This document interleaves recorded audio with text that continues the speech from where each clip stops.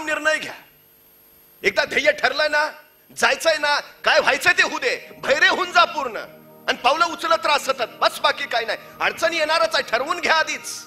मी का सातत्यानं सांगतो, दृष्टी नको, दूरदृष्टी हवी, नियोजन हवं. अडचणी येणारच आहेत, अडथळे येणारच आहेत, पण माझ्या क्षमता कौशल्य बाही हे ठरवून घ्या. सगळ्यात महत्वाची गोष्ट आहे ती. मात करायला शिका. शांत समुद्र कधीही उत्तम खलाशी तयार करू शकत नाही. समुद्र उधाणलेला असला, लाटावर लाटा कोसळत असल्या, वादळ वारं सुटलेलं असलं, आणि या सगळ्या संकटांशी झुंजत ज्यावेळी तुम्ही पलीकडच्या किनाऱ्यावर पोहोचाल, त्यावेळी तुम्ही सर्वोत्तम मानले जाल. सर्वोत्तम व्हायचं आहे ना, हे यायलाच हवं. सगळ्यात महत्वाची गोष्ट.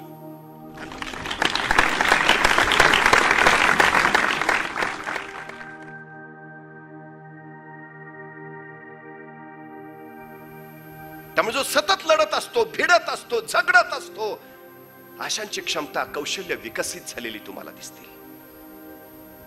जी सतत सावलीत असतात त्यांची थोड्या उन्हानंही दमछाक होते.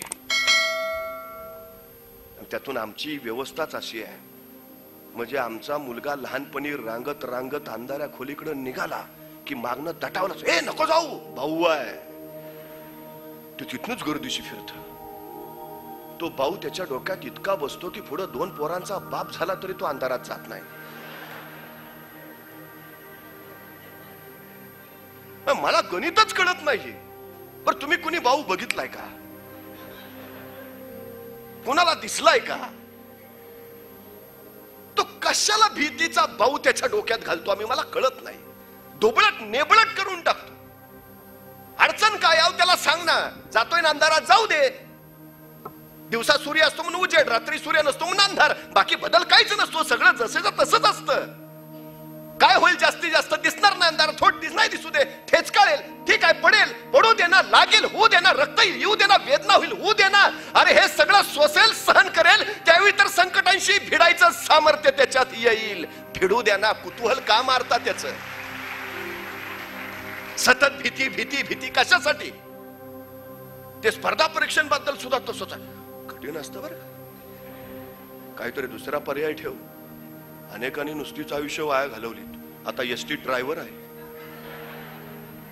कुणाला सांगता कलेक्टर व्हायला निघालाय त्याला. कशासाठी? क्षमता प्रत्येकात आहे, सामर्थ्य प्रत्येकात आहे. एकतर पहिली ओळख करून घ्या. एकदा सामर्थ्याची ओळख झाल्यावर त्याला विकसित करायला लागा. आणि दुसरी महत्वाची गोष्ट मी सातत्यानं सांगतो, कुणाचं फार ऐकू नका. मला एक सांगा, अभ्यास कोण करणार? परीक्षेला कोण बसणार? पर नोकरी पुढे कोण करणार? मग त्याचं ऐकायचं काय करणार?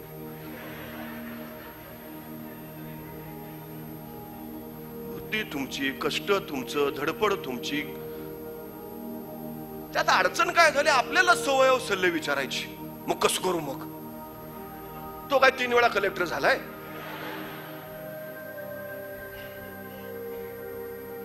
अरे तुमचं सामर्थ्य तुम्हाला माहिती, तुमचा क्षमता तुम्हाला माहिती, इतरांना काय विचारत फिरता? म्हणजे आमची सगळ्यात मोठी अडचण खाणं, एखाद्याने काही करू पाहायचं, एखाद्याने काही नवं करायचं म्हणलं की पहिले पाऊ हे सांगणारे खूप. नको जाऊ. एक गाव होतं छोटस. गावाच्या बाहेर एक टेकडी होती. त्या टेकडीवर आतापर्यंत कुणीच गेलं नव्हतं. कुणी तिकडे फिरकतही नव्हतं. लोकांच्या डोक्यात पक्क बसलं होतं, त्या टेकडीवर कुणी जात नाही. आतापर्यंत कुणीच गेलं नाही. आणि जो गेला परत दिसला नाही. कुणीच फिरकत नव्हतं तिकडं. इतकी डोक्यात भीती भीती त्या टेकडीची, काय जायला नावच. पण अशी तुमच्यासारखी जरा नव्या दमाची, ताज्या रक्ताची पोरं एकत्र आली आणि काहीतरी वेगळं करू. काय आपण स्पर्धा ठेवूया, त्या आपल्या गावाबाहेरच्या टेकडीवर कोण पहिल्यांदा पोहोचेल त्याची. मोठं बक्षीस ठेवू. क्रांतिकारी निर्णयच होता त्यांचा. ते ठरलं त्यांचं सगळं नियोजन, स्पर्धे बिर्धेचं सगळं झालं. पुकारलं बिकारलं सगळ्या गावात, जो कुणी त्या टेकडीवर चढेल त्याला एवढं बक्षीस दिलं जाईल. ह्याची वार्ता जशी पसरली तशी गावातली सगळी ज्येष्ठ मंडळी एकत्र आली. हे काय पोराने काढलंय नवीनच? कशासाठी बिनकामाचा विषयाशी खेळ? तिकडं कोण गेलंय का आतापर्यंत? आणि गेलेलं परत आलाय का आतापर्यंत? पोरांना थांबवायला पाहिजे. सगळं गाव त्या पोरांच्या मागं. उगा काहीतरी काढू नका, असला काहीतरी उद्योग करू नका, क्रिकेटच्या मॅचेस घ्या. आम्ही नाही म्हटलंय का? वर्गणी आम्ही देतो, पण ते टेकडीवर जायचं काय काढू नका. पोरं हट्टाला पेटलेली, आम्हाला काही कळत नाही, एकदा बघू द्या तरी काय टेकडीवर आहे ते. स्पर्धा नियोजित केली, दिवस ठरला, वेळही झाली, सगळी लोक गोळा झाली. अख्ख्या गावातून कशी बशी 8 लोक टेकडी चढायला तयार. स्पर्धेला भरघोस प्रतिसाद. 8 लोकांवर स्पर्धा चालू झाली. तरी ज्येष्ठ मंडळी सांगतातच, कशासाठी नसतं धाडस करता? दुसरे काही कामं नाहीत का? जगात कर्तृत्व गाजवायला दुसऱ्या काही संधी नाहीत का? टेकडीवर गेलंच पाहिजे का? नाही गेलं तर काय बिघडणार आहे का? तिथं काय सोन्याची खाण आहे का? कुणी सांगितलंय? आई बापाला काय आणखी 4-5 आहेत का? कशासाठी धडपड करता येईल? नका जाऊ, ऐका आमचं म्हणणं, ऐका. त्या 8 मधली 2 बाजूला झाली. हे मोठी खोटी नाहीत सांगणार राव. अनुभव असल्याशिवाय बोलणार नाही ती. मग काय करूया? राहू दे, उगा कुठं डोक्याला ताप. झाली ना 2 कॅन्सल. आता राहिले 6 जणांच्यावर स्पर्धा सुरू झाली.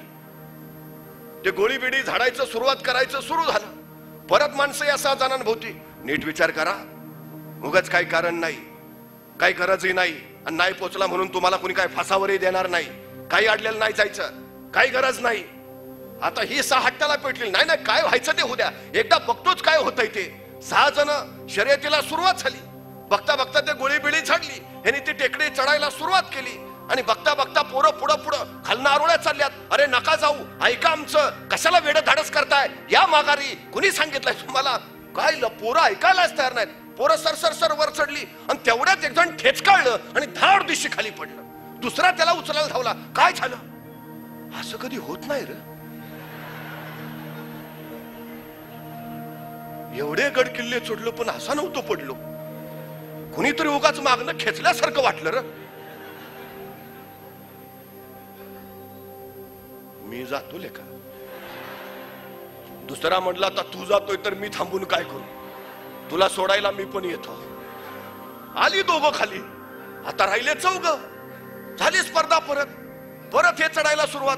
खालची लोक सांगतातच आहे, उगा धाडस करू नका.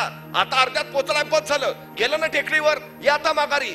आहे त्यात समाधान मानावं माणसानं. उगाच नाही ते नसतं धाडस करू नये. अतिरेक वाईट असतो. उगाच काहीतरी करू नका. या खाली. ती 4 पुढे जायला लागली. तेवढ्यात एक जण चालता चालता धमचाक झाल्यासारखा खाली बसला. म्हणला, काय झालं रे? कडे आज काहीतरी वेगळंच वाटतंय. मग नाही जमायचं नाही लागा. निम्मा आलोय पण अजून एवढं आहे. जातो मी. तो म्हणला, मग मी पण येतो. आली 2 खाली. 2 राहिले. 2 फक्त निघालेत वर निघालेत. त्यातला एक जण तर तरा पुढे निघालाय. त्या दुसऱ्याच्या त्याच्यात अंतर राहिलं माग. आणि 2 नंबरचा जो होता तो पुढे बघता बघता त्यांनी एकदम मागं वळून बघितलं. मागं कोणच नाही दिसलं. म्हटलं, हे जाईल वर, माझं काय झालं तर खाली धरायला पण कोण नाही. त्यानं जे सरळ युटर्न मारला थेट तळालाच. तो एकटा मात्र चालत राहिलाय. खालनं आरोळ्या ठोकतायत, खालनं सगळे सांगतायत, बोलावतायत. याचं लक्ष नाही, ऐकायला तयार नाही. सातत्यानं चिकाटीनं जिद्दीनं एक पाऊल उचलत राहिला. आणि अखेर त्या टेकडीवर पोहोचला. तो पोहोचल्याबरोबर खालच्या लोकांनी जयघोष करायला सुरुवात केली. जय जयकार झाला. जिंकला. बस. माणसं अर्ध्यापर्यंत पळत गेली. तो खाली उतरत होता, खांद्यावर उचलून घेतलं. मिरवणूक काढायची याची. मिरवणूक तिथनं वाजत गाजत चालू झाली. तरी पण ती ज्येष्ठ मंडळी त्याला एका बाजूला घेऊन विचारत राहिली, पण तुला जमलं कसं? आतापर्यंत कुणीच गेलं नव्हतं. आतापर्यंत कुणाला शक्यच झालं नव्हतं. आतापर्यंत त्या टेकडीच्या शिखरावर कोणच पोहोच. तुला जमलं कसं? तू केलंच कसं? हे यश मिळवलंच कसं? तो काय बोलेनाच, गदगद हलवाय. अरे सांग ना, कसं काय जमलं? तसं एक म्हातारा म्हणलं, त्याला कशाला विचारताय, ते बहिरा आहे.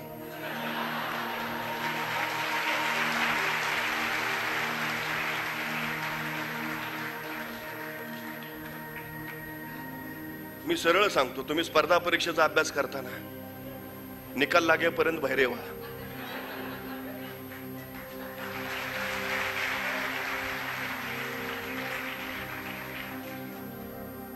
अजिबात ऐकायचं नाही. काय राजहंसासारखं राहायचं. दूध फक्त प्यायचं, पाणी ले जाऊ.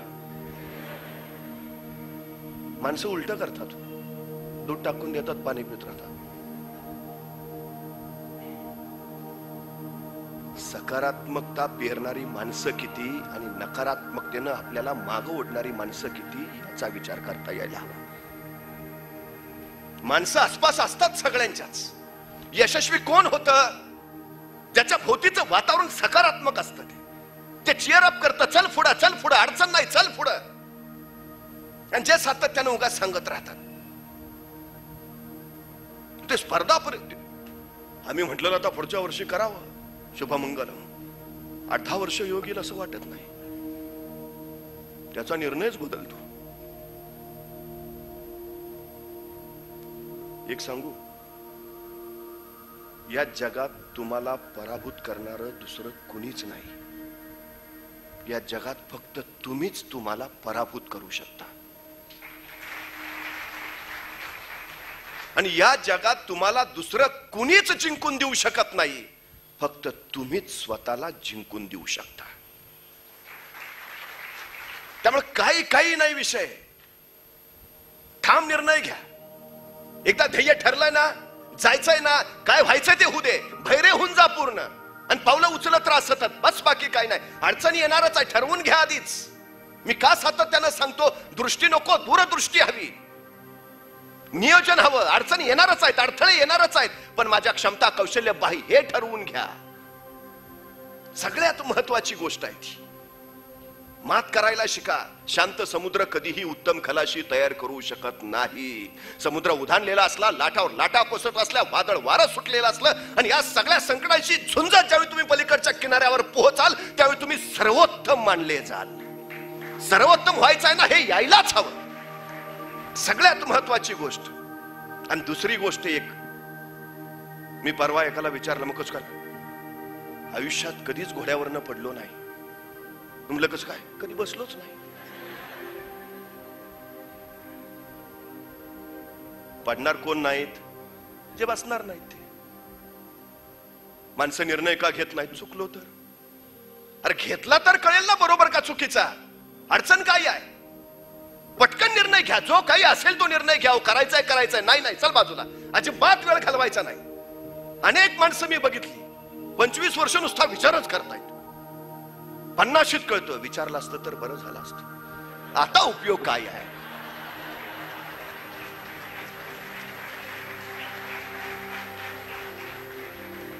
कुठलाही निर्णय पटकन घ्या.